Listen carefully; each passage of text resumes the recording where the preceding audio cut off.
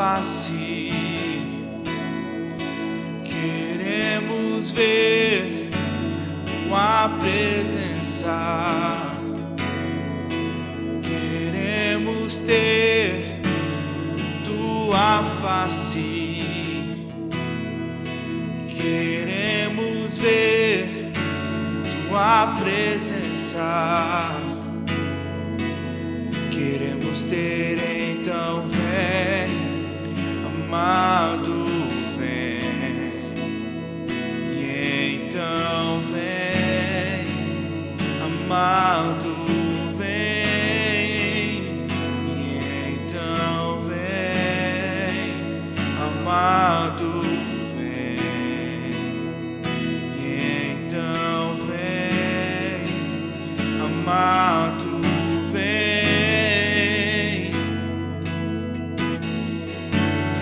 Tua face, queremos ver tua presença.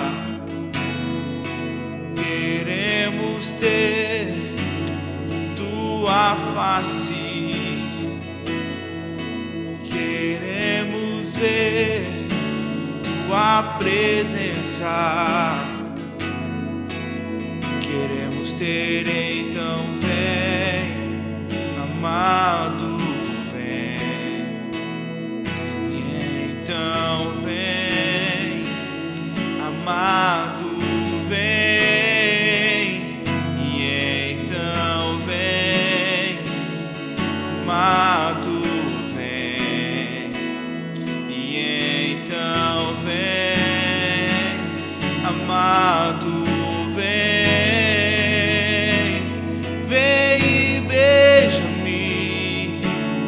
Com tua glória, vem e beija-me. Com tua glória, vem e beija-me. Com tua glória, vem e beija-me. Com tua glória,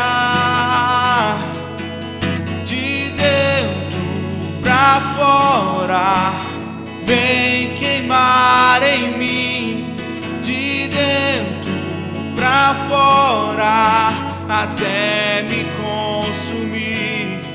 De dentro pra fora, vem queimar em mim, de dentro pra fora, até me consumir.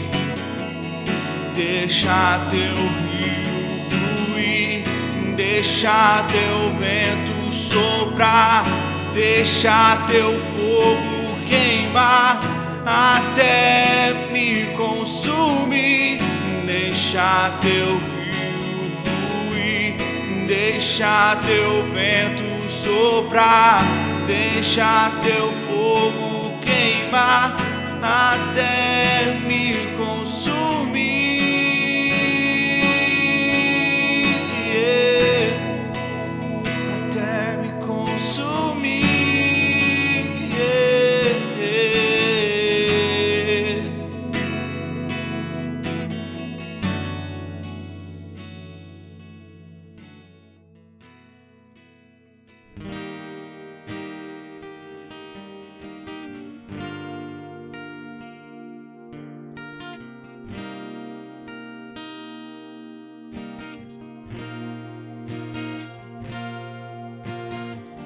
Oh, profundidade das riquezas,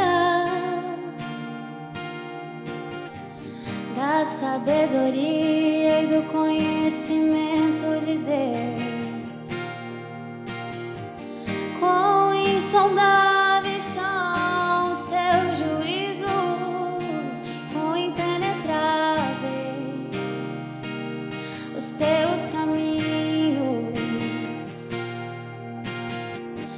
Quem, pois, conheceu a mente do Senhor? Ou quem foi seu conselheiro? Ou quem primeiro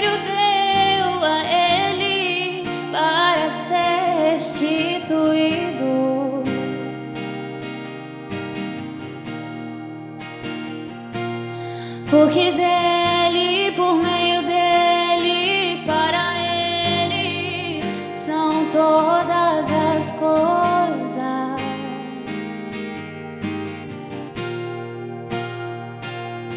Porque dele, por meio dele, para ele são todas as coisas.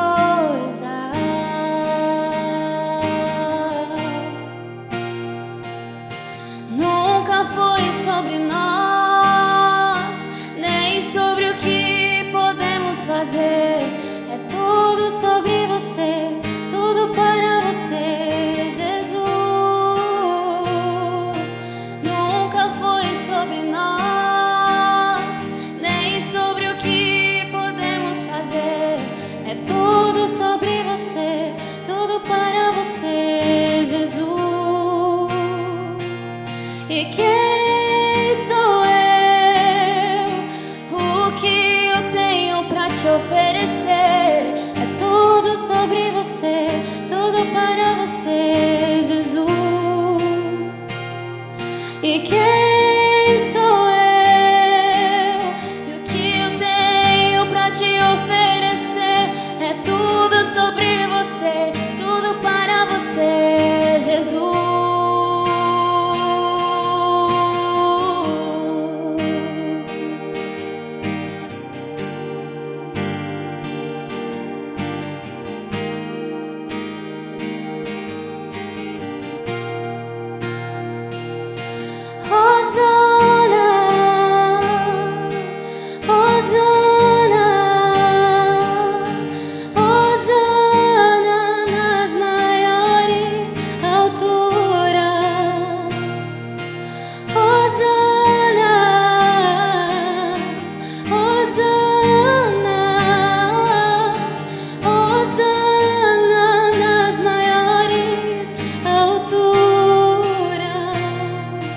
Porque dele, por meio dele, para ele são todas as coisas.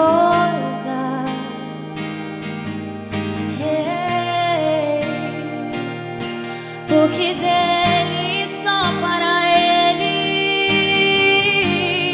são todas as coisas.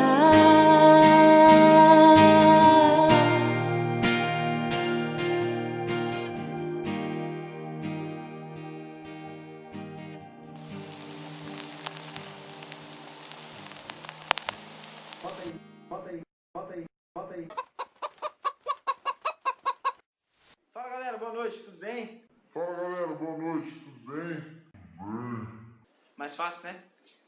Mudar para melhor, com certeza, que a gente ia mudar melhor, já estava bom. A gente ia mudar para melhor, não estava muito bom, estava meio ruim também, estava ruim. Agora parece que piorou. Nós estamos aqui para dar continuidade, sequência, na série que a gente estava falando sobre o Sermão do Monte, e nós entramos aí na semana passada falando sobre a questão do racismo, né? Os bem-aventurados são humildes, misericordiosos e pacificadores. Ou seja, não há espaço para o racismo na vida do cristão. Foi muito legal, tivemos retornos a respeito da palavra e foi bem essencial porque faz completamente sentido quando a gente fala de ser discípulo de Jesus e entrar nesse assunto tão relevante hoje, né, nos nossos dias. E para dar sequência, onde nós paramos, eu queria chamar aí dois amigos que estavam com a gente. Eu queria chamar o Mastras e o Mateus para vir aqui.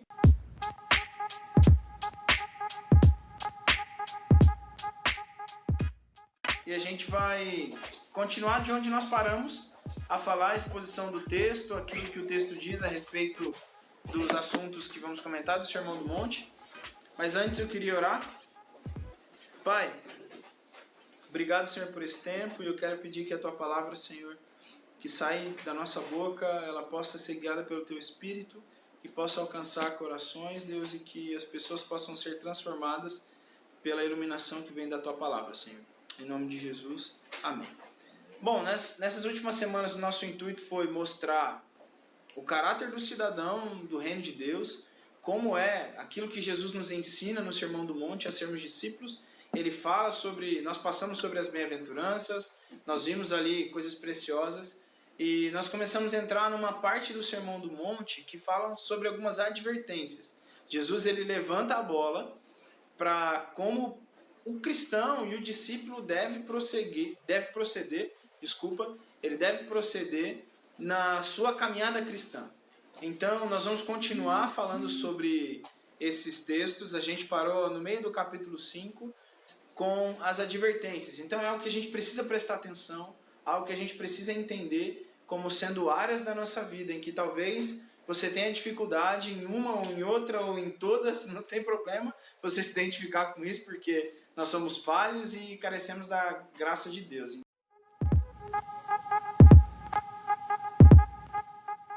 Nós terminamos nas bem-aventuranças, né? Falamos sobre ser sal da terra e luz do mundo, sobre essa diferença que há e o cristão ele não pode se esconder na sociedade porque a luz não se esconde e o sal, se ele não fizer a diferença, ele perde o seu valor. E é interessante o aspecto aqui que sal e luz eles são coadjuvantes dentro do mundo. Você não vai, por exemplo, você não vai para o restaurante para testar o sal da comida. Você vai para comer um prato gostoso, né? Só que se tiver sem sal, putz, já era. Você não come mais. É percebido. É percebido. O que acontece? Nós cristãos precisamos entender que nós temos um papel de coadjuvantes. A glória sempre vai ser de Deus. Nós nunca vamos receber a glória. Deus escolheu manifestar a sua glória através de nós. Deus, ele na sua soberania e graça, ele usa os filhos para que a glória dele seja manifesta, mas a glória sempre vai para ele. Então, não se esqueça, você é sal. Você não é o prato principal. Nós vimos que, a respeito de Jesus cumprir a lei, nós falamos sobre o cumprimento da lei, que Jesus se faz como o cumprimento da lei. Assiste lá depois, as outras, está no IGTV no Instagram, você consegue ver certinho o que a gente falou. Não vou ficar aqui falando tudo de novo, tá? A gente tem mais coisas para comentar. Falamos sobre o homicídio, não só matar fisicamente, assim, ó, enfiar a faca no peito do irmão, mas a intenção do seu coração. Falar sobre o desejo que há dentro do seu coração de matar alguém, a ira.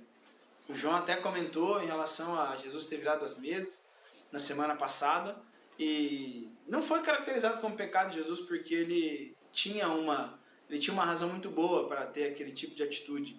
Só que muitas vezes alguns cristãos usam esse versículo para maquiar a ira dentro do coração e tentar, não, esse irmão não presta mais. Estão me defendendo, porque Jesus um dia virou a mesa. Fechou o portão e trancou, porque eu peguei meu facão e ia dar uma cutilada nele. A pior coisa que eu fiz foi de ter vendido o revólver do meu marido, porque eu tinha largado uma bala na cara dele. Não, nada a ver, né? Os caras têm que entender um pouquinho o texto. Assiste lá no IGTV que você vai ver o que a gente falou.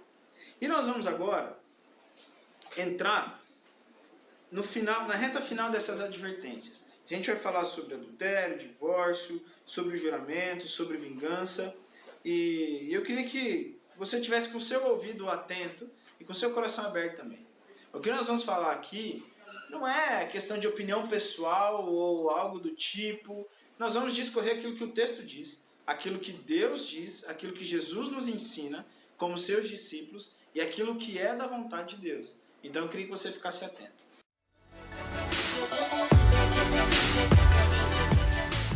Eu vou ler então o primeiro trecho que está em Mateus 5, capítulo 5, versículo 27, diz assim: Vocês ouviram o que foi dito, não adulterarás. Mas eu digo, Jesus dizendo, tá? Eu digo, qualquer que olhar para uma mulher e desejá-la, já cometeu adultério com ela no seu coração. Se o seu olho direito fizer pecar, arranque-o e lance-o fora. É melhor perder uma parte do seu corpo do que ser todo ele lançado no inferno. E se a sua mão direita o fizer pecar, corte-a e lance-a fora.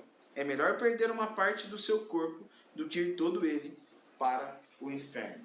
Nós podemos ver aqui no texto, né, que Jesus está trazendo uma questão dos 10 mandamentos. E era muito comum a gente chegar ali, o adultério, ele ser o ato feito, né? Consumado. Aquela questão de você chegar e olhou, cobiçou. Até então, a cobiça era um pecado, mas ela era meio velada. Jesus ele traz à tona algo que vai além do que a lei mosaica dizia. Vai além do ato em si. Se você pensar, nada do que você faz hoje, você simplesmente teve um insight, pensa e faz. Você sempre tem uma influência. Ou você olhou alguma vez, ou você desejou algo, ou você pensou e matutou e tal, ficou ali trabalhando na mente, e você vai e realiza aquela obra, ou aquele trabalho, ou aquilo, sei lá. Com adultério não é diferente, cara. O que Jesus está trazendo aqui é muito mais do que um ato cometido. Ele está dizendo que se a intenção do seu coração for em trair a sua esposa, trair sua namorada ou algo do tipo, você já cometeu adultério no seu coração. Então Jesus, ele sabe quando você tem um nível assim para subir, você tem um degrauzinho para subir. Degrauzinho curtinho, você vai nem ver, cara. Jesus está subindo um pouquinho a regra do degrau aqui.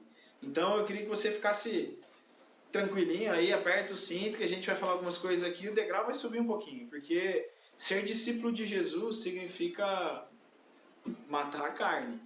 Significa entender que nós não temos muitos direitos assim. Então, o que Jesus diz e deixa claro para nós nesse sentido é que aquilo que está no seu coração ofende a Deus em relação ao adultério. Deus é um Deus de aliança, certo? Por isso que a gente vai ver lá na frente em relação ao divórcio. E o adultério é simplesmente você agir fora da aliança.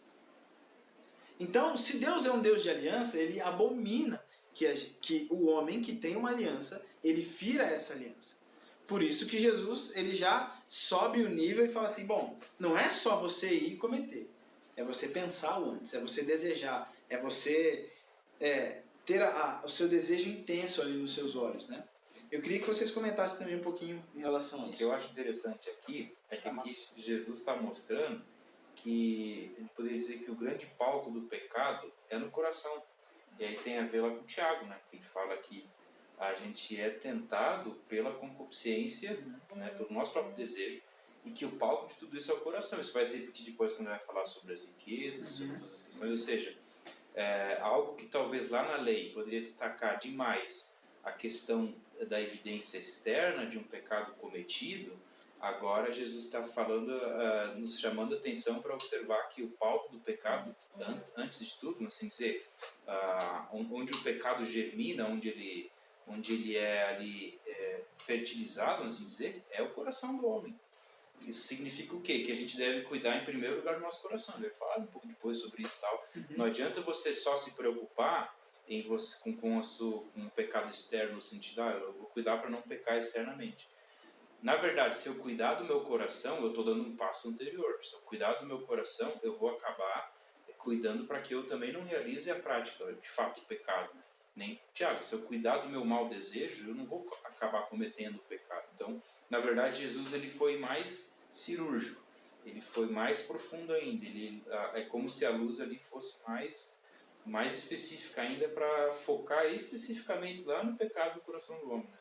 Essa questão do coração, ela é de extrema importância, né? Porque o coração é o palco da nossa vida, vamos dizer, a gente é guiado por aquilo que a gente sente, a gente é guiado pelas emoções, então o coração meio que vai dando um norte, né? Só que a Bíblia ela também alerta que o coração do homem é enganoso, né?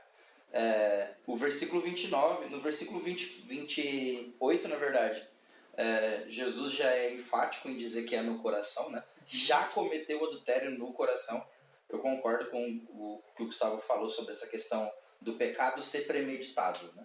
Ninguém sai para ir comprar pão na esquina de casa e adultera no meio do caminho, né? Não. O pecado ele já foi maquinado antes, ele já foi projetado antes. Já houve a queda com o pecado no coração para depois o ato se consumar. Só que é interessante quando Jesus começa a dar o exemplo que ele vai falar no versículo 29 da questão do olho, depois ele vai falar da mão, se o teu olho te faz pecar, arranque e joga fora. Então ele está falando sobre a radicalidade que a gente deve lidar com o pecado. Com o pecado não se brinca, né? Não tem como brincar com o pecado. É melhor entrar com um olho só no céu do que ir para a perdição com os dois. Não é canibalismo. Não. Só que é interessante porque a Bíblia ela também fala que os olhos são as janelas da alma. E se a gente der um pulinho no livro de Jó, Jó vai dizer que ele fez um pacto com os seus olhos para que o coração dele não se perdesse. Então, para cuidar do coração, que nem o Mateus falou, primeiro a gente precisa cuidar com os nossos olhos, né? Porque é através da cobiça. Esse pecado do adultério diz respeito ao 7º pecado Jó 31. dos 10 mandamentos. Anota aí, Jó 31. Rapaz, se você nunca leu, lê, tá? Jó 31, pode ler. Lê que é pesado. Os meus amigos que estão aqui ajudando. Viu? Vocês dois. Pode ler, tá? Ele fala a questão do cuidar do coração, né? Se eu não fizer um pacto com os meus olhos, se eu não tiver uma aliança com os meus olhos, com aquilo que eu contemplo, né? Obviamente o meu coração vai seguir aquilo do que minha alma está se enchendo. Tem um fluxograma que é contemplação, homem e transformação. Então o homem ele contempla Deus e porque ele contempla Deus é que ele é transformado. Então se os seus olhos se enchem de cobiça e do adultério, não tem como você trilhar um caminho diferente, né? Tem um texto que 1 João 2,16 diz assim: porque tudo que há no mundo, a concupiscência da carne, a concupiscência dos olhos e a soberba da vida não é do Pai, mas do mundo. O mundo passa e a sua concupiscência, mas aquele que faz a vontade de Deus permanece para sempre. O que é concupiscência? A palavra concupiscência ela significa desejo intenso. O desejo intenso dos olhos, o desejo intenso da carne. Vem, cara, não tem como. A gente olha para algo e você deseja aquilo. Se os seus olhos desejam, carne no seu coração, há um desejo do seu coração. Muitas vezes isso entra como pecado, cara. Na questão do adultério, é pela janela. Então, o discípulo de Jesus precisa tomar cuidado e ser atento com isso. É melhor você arrancar teu olho. Na literalidade, isso não vai acontecer. Não é um canibalismo que a gente está dizendo. É o que o Mastras disse, a radicalidade. A luta contra o pecado, Hebreus fala que nós não suportamos até o ponto de derramar o próprio sangue. E essa luta contra o pecado é que nós temos diariamente. Então, nós precisamos entender que somos tentados diariamente em todas as áreas da nossa vida. E aqui Jesus, no Sermão do Monte, ele lança algumas áreas globais, grandes, que trazem suas áreas menores para que a gente preste atenção. E como discípulo de Jesus, cara, nós precisamos estar atentos. Se o teu olho te faz pecar, haja como um cego, não olhe para aquilo. Se o lugar que você vai te faz pecar, haja como se você tivesse aleijado, não vá até aquele lugar. Se aquilo que você vai encostar a mão vai te fazer pecar, haja como se você tivesse sem braço, não toque naquilo. Essa é a questão. O nosso problema é que a gente não entende limite. É a velha frase, não pise na grama. Aí o Mateus pode explicar como psicólogo. A negativa gera uma curiosidade no homem. Aí o homem sempre vai afrontar a negativa. Então, você se conhece realmente? Você sabe qual é o teu limite? E aqui não é só questão de adultério, tá? Esquece o adultério. A gente já entendeu sobre isso. Aí é o teu limite para pecado. Você sabe qual é o teu limite? Se você acha que você sabe qual é o teu limite, você já pecou. Porque o teu limite é sempre o lado de lá do muro.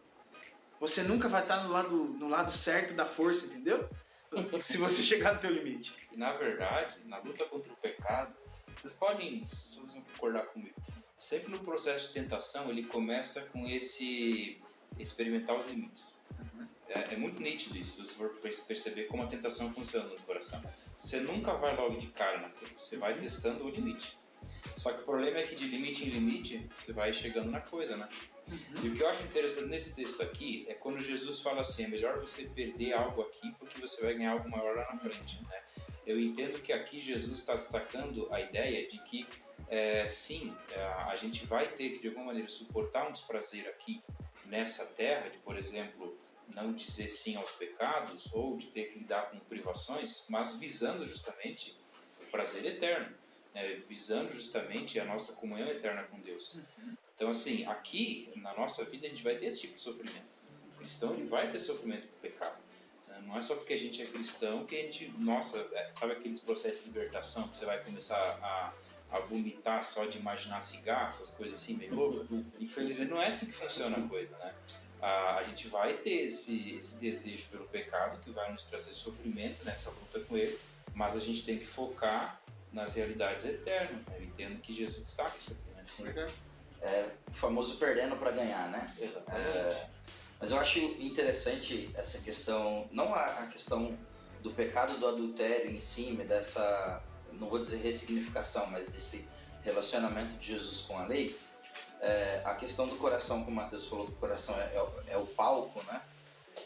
Tudo se dá no coração em si. E todo pecado ele tem a mesma raiz, que é a egolatria, é o ego, é o amor ao ego, é a idolatria ao si mesmo. E eu acho que uma maneira prática da gente fazer uma autoanálise assim, de como a gente tem vivido é o quanto a gente tem cobiçado e desejado. Porque isso só mostra a minha insatisfação. Então, quando que eu procuro, ou quando que a pessoa procura o adultério, é quando ela está insatisfeita com aquilo que ela já tem. E por estar insatisfeito com aquilo que ela tem, ela idolatra a si mesma e ela se acha no direito de querer algo melhor ou buscar algo que a satisfaça, né? Então, o pecado, na verdade, o pecado dessa questão da idolatria, ou a raiz do pecado, assim, ela tem a ver com uma questão de adoração, né? Por eu não adorar, por eu não encontrar... Se eu estou satisfeito, eu adoro. Se eu não estou satisfeito, a grama do vizinho é mais bonita. E aí eu fico de olho do outro lado. Exatamente. Então, acho que uma maneira prática de analisar como está a sua vida em relação a pecado é observar justamente isso. O quanto você tem adorado e idolatrado outras coisas, ou o quanto você tem desejado algo do lado de fora. Que a gente tende a desejar o que a gente não tem, porque a gente está insatisfeito com aquilo que a gente tem. E a gente, de alguma maneira, não aprendeu a desejar as coisas corretas nesse sentido, né? Porque, tipo assim, se a gente de fato desejasse a Deus e soubesse o que Deus nos oferece, a gente não ia desejar as coisas mundanas. É aí que a gente volta na questão do coração, né? O coração, que é aquela coisa que ela é afetada, então ela tem uma direção de desejo. O coração, ele pulsa em direção a alguma coisa, ele deseja. E sobre essa coisa ele vai buscar. A questão é do pecado, por exemplo, não é você só não pecar. Tipo, eu vou empenhar toda a minha força em não cometer o pecado. Não, se eu não desejar as coisas boas, que nem tanto, se a gente chegar lá, a gente vai terminar aqui, se a gente não desejar o reino de Deus, se a gente não desejar Deus acima de todas as coisas, a gente nunca vai conseguir tornar o pecado algo mais, vamos dizer, desinteressante na nossa vida. Ou seja, o pecado só se torna desinteressante na medida em que eu me interesso por algo que é maior que o pecado, que é Deus. Então, existe essa coisa. Não adianta eu tirar, por exemplo, tirar aquilo que me faz pecar, mas não colocar nisso, endireitar o altar do meu coração em relação a Deus. Senão ele vai ficar vazio, daqui a pouco eu vou construir outro ídolo para substituir o lugar daquele pecado que eu tirei. Sempre vai ter algo no lugar. Cita Calvino, vai. O coração do homem é uma fábrica de ídolos. Eu ia citar Agostinho quando ele diz que essa questão do coração, né? Agostinho de Hipona, ele fala: ame a Deus e baseado nesse amor faça o que você quiser. Porque o amor que ama a Deus sobre todas as coisas, ele nunca vai desejar aquilo que é errado, ele nunca vai pelo caminho tortuoso, né? Se eu posso assim dizer. Eu concordo com... Porque não tem como. Se você ama a Deus, é um amor submisso, né? Sim, você exatamente. submete à vontade de Deus. Então, pegando o gancho no que o Mateus disse, a melhor maneira de lutar contra o pecado, ser radical contra o pecado, é lutar, se eu posso assim dizer, para manter o primeiro mandamento no primeiro lugar. Exatamente. Né? Não ter outros deuses além do Senhor, está em Êxodo, e muita gente substitui, né, como se os 10 mandamentos não valessem mais, mas se você fizer com que Jesus disse: ame o Senhor teu Deus de todo o teu coração, com toda a tua alma, com todo o teu entendimento. É uma bomba de mesmo. Exatamente. É interessante, fazendo assim, a gente entende assim, cara, que quando a gente está aqui no Novo Testamento do Evangelho, a gente está até aquilo que a Bíblia coloca, chegou uma espécie da plenitude dos tempos onde o Filho veio, né? Ou seja, a gente entende que na história da revelação a gente está chegando no pico da coisa, que é Jesus. Sim. Lá no Novo Testamento já tinha a revelação, mas a gente estava numa construção. Antigo, né? E aí agora Jesus chega e é como se ele lançasse as luzes assim, de maneira definitiva sobre tudo, não só sobre Deus, mas também sobre o homem, que a gente também trabalha essa ideia de quanto mais a gente conhece sobre Deus, a gente conhece mais sobre o próprio homem. E aqui você vê, Jesus, além de revelar Deus mais profundamente, ele revelou o homem mais profundamente. Ele revelou o coração do homem longe de Deus de maneira mais profunda também. Você vê como a revelação de Deus ela cresce progressivamente, e aqui Jesus ele chega no ápice da coisa, né? Revelar o pecado do homem e o coração contaminado pelo pecado. Exatamente. E a melhor maneira de lutar contra o pecado para nós como cristãos seria a questão do retornar ao local secreto da oração e consertar o altar e a vida de intimidade com Deus e buscar voltar a aliança. Sempre a prática do primeiro mandamento, né? Agora vamos seguir o trecho.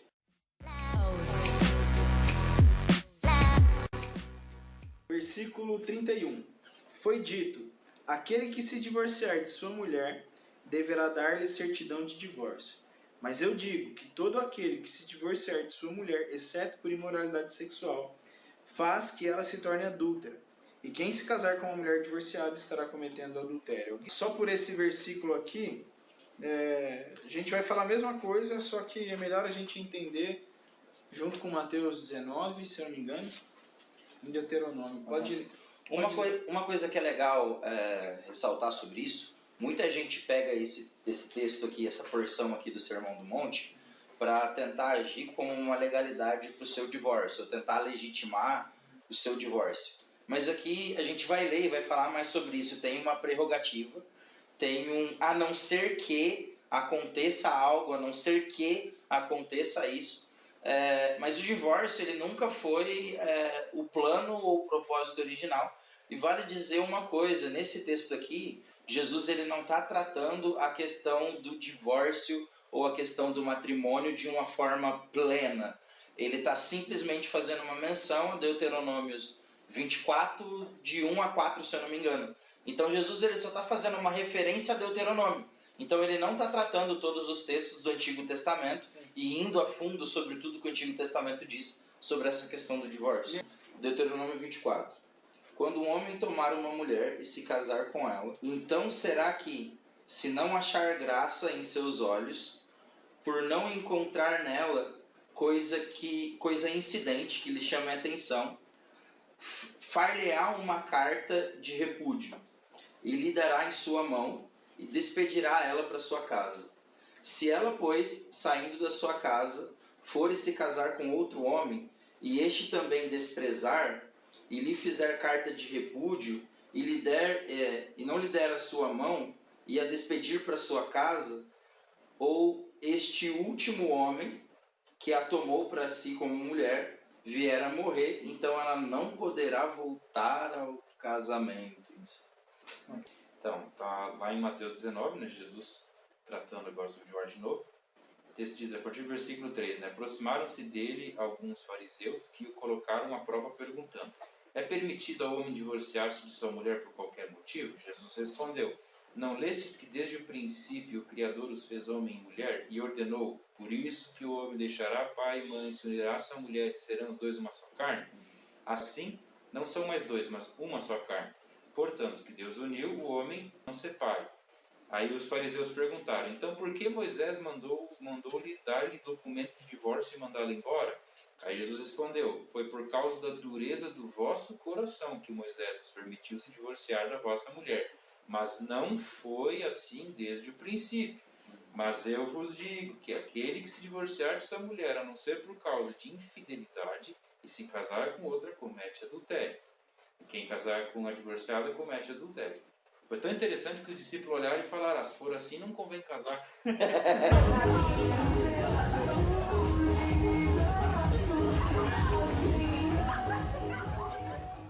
Ninguém tem o direito de separar, né? É uma aliança que foi feita. E as alianças de Deus, elas são inquebráveis, né? Inviolável é uma aliança que Deus faz. Então, a atenção aqui é a motivação do coração.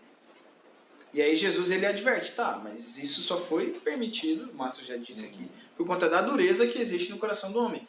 E como a gente está falando de um ensino de Jesus para discípulos, e é uma área de advertência, é uma área de cuidado e tentação, como discípulos de Jesus e como cristãos, nós temos que entender que existe uma aliança que foi feita no casamento. E o divórcio, para Deus, ele não é algo aceitável. Acontece? Não vamos entrar. A gente não vai entrar em detalhes do porquê, pormenores. Acontece. A lei dos homens permite. Mas o que Jesus diz aqui? Ah, mas tem a prerrogativa? Tem a prerrogativa. Mas antes da prerrogativa existe perdão. Antes da prerrogativa existe o amor que foi derramado pela minha vida, pela sua vida, que não me faz superior ou inferior a alguém. mas muito mais me trata como alguém que eu olho para a mazela de alguém que errou contra mim. E quem sou eu para não perdoar, entendeu? Mas a gente não vai bater martelo sim ou não, não e sim e amém. Isso é uma advertência para cristão. cristão. Tem uma delicada, é difícil de dar. Mas assim, uma questão tá óbvia aqui. A questão do divórcio por adultério não é regra. É exceção. Inclusive, tipo assim, aquela coisa que Jesus coloca aí, é uma exceção, é porque o coração de vocês é ruim. É uma exceção ruim para perdoar. Não é algo que é feito assim com estímulo, de maneira nenhuma. Jesus, quando tá falando isso aqui, ele fala isso aí é tipo a última coisa lá que vocês devem pensar. Não deu pra... gente. Você vai ficar batendo a mulher em casa? Batendo o homem em casa? Tá. Melhor que... Antes que vire violência, vocês dêem um rumo na vida. Mas é aquilo que o Matheus falou, não é regra, é uma exceção. Então, o discípulo de Jesus, presta atenção. Pensa bem no adultério e no divórcio. São áreas de tentação para nós. Mas... não sou casado, mas você tem que aprender antes de casar mesmo. Porque depois, cara, se você fizer cagada depois, já fez a cagada. Mas aprende antes, seja discípulo de Jesus antes, entendendo quais são os padrões que Jesus espera do seu discípulo, né? Você fala? Eu ia falar porque vale dizer que o texto que o Mateus leu, de Mateus, que fala sobre a questão da dureza do coração do homem, Jesus ele enfatiza que é justamente isso. Não é o propósito original de Deus, mas por causa da dureza do coração do homem, por causa do coração enrijecido, por causa da maldade intrínseca dentro do coração do homem, é que Deus concedeu a carta de divórcio dentro da lei da Mishnah lá.